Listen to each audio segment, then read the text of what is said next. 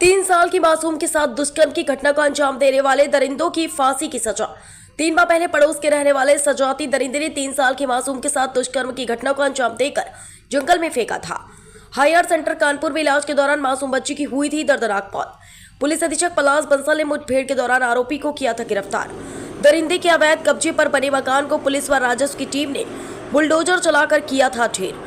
करीब 58 दिन 11 गवाह पेश होने के बाद फास्ट ट्रैक कोर्ट के जस्टिस प्रदीप कुमार मिश्रा ने सुनाई फांसी की सजा। चिल्ला थाना क्षेत्र के एक गांव की थी घटना। जजमेंट आया है, क्या पूरा मामला?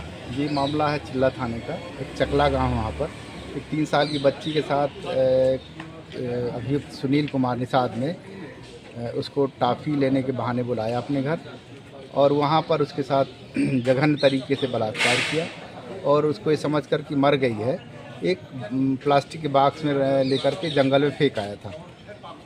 घर वाले जब ढूंढने निकले तो उसने उन तवज्जो नहीं दिया, FIR की गई उसकी। तो पुलिस ने उसको जब गिरफ्तार किया तो फिर उसने उस लड़की को बरामद कराया। लगभग मृत दशा में थी, सांसें चल रही थी उसकी। और उसी का ये 11 तारीख को उसका देहांत हुआ था और 14 तारीख को यहाँ कोर्ट में चार्जशीट लग गई उसकी। 14 तारीख से 14 जुलाई को यहाँ ट्रायल शुरू हुआ था। 30 जुलाई तक हमने सारे गवाह प्रस्तुत कर दिए थे और ये फैसला 58 दिनों के अंदर हुआ है।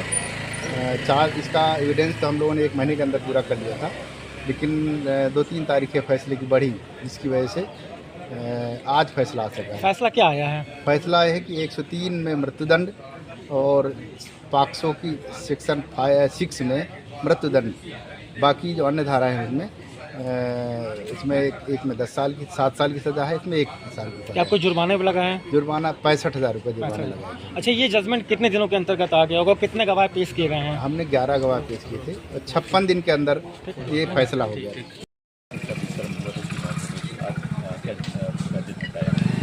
देखो, मेरा नाम कमल सिंह गौता था, मैं लोक अभियोजक हूँ यहीं पर पॉक्सो कोर्ट में। दरअसल 3/6/2025 को एक 3 साल की मासूम बच्ची अपने घर पे खेल रही थी, तो उसको वहीं उसी गांव का एक अभियुक्त सुनील कुमार उसको काफ़ी देने के बहाने 10 रुपये देकर उसको बहला के अपने घर ले गए और उसके साथ बुरी तरह से उसका हो गया। इतना फिक्र किया कि उसका पेनिट्रेशन रेक्टम तक पहुँच गया था, टट्टी पेशाब की रास्ता एक हो गई थी। इसके बाद उसने सोचा गलाला दबाया, उसके मार दूँ, कोई एविडेंस खत्म कर दूँ, और जाकर के 5 किलोमीटर जंगल में जाकर पदार्थ जंगल में इसको साइकिल की प्लास्टिक की पेटी भर करके इसको फेंक आया कि रात के जानवर वगैरह खा लेंगे इसको। दरअसल जब इसके बाद जब पुलिस ने ट्रेस किया, इसको 12:15 बजे उठाया और इससे ज़रा पूछताछ की गई तो 2:30 बजे इसको जब लिया तब इसने बताया कि मैं बच्ची को वहाँ जंगल में फेंक आया।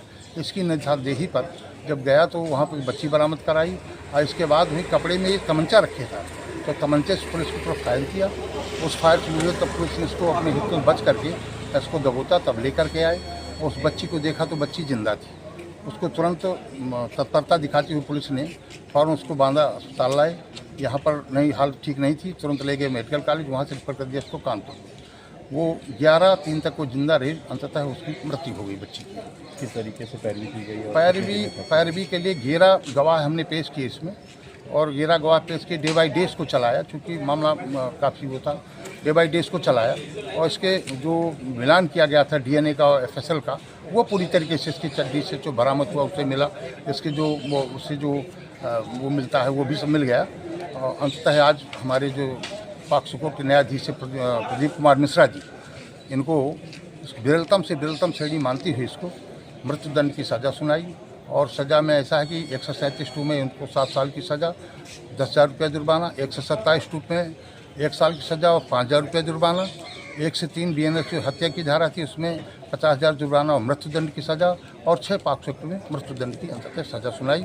इसमें कप्तान साहब को धन्यवाद और वहाँ के प्रभारी जो थे चिल्ला के तिवारी जी, इंस्पेक्टर संदीप तिवारी जी, उनकी पर भी उनको मैं बहुत धन्यवाद कहूँगा कि उन्होंने साथियों बहुत मेहनत की। ये फैसला 2 महीने के अंदर आ गया था। 58 दिन में इसको कैपिटल पनिशमेंट यानी फांसी की सज़ा निर्धारित हुई। रेप हुआ था, सज़ा होने वाली है, अभी हुआ नहीं है।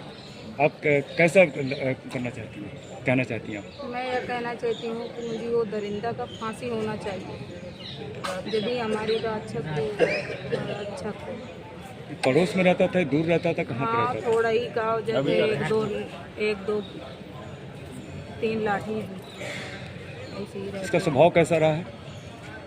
हमारे वो ऐसे नहीं रहा था कि जब वो बच्ची के उससे श्री और टॉफी मंगाया तो श्री वाले ने हमें बताया था। ऐसी घटना ये पहले भी कर चुका है क्या? हाँ ये घटना कर चुका है। गांव से ले गया एक लड़की को तो वहाँ अहमदाबाद में मार डाला। फिर ऐसी ही घटना वहाँ अपने मामान में किया था। फिर एक घटना अपने वही गांव में किया था लड़के के साथ। और फिर एक घटना किया अपने ससुराल में ऐसी ही।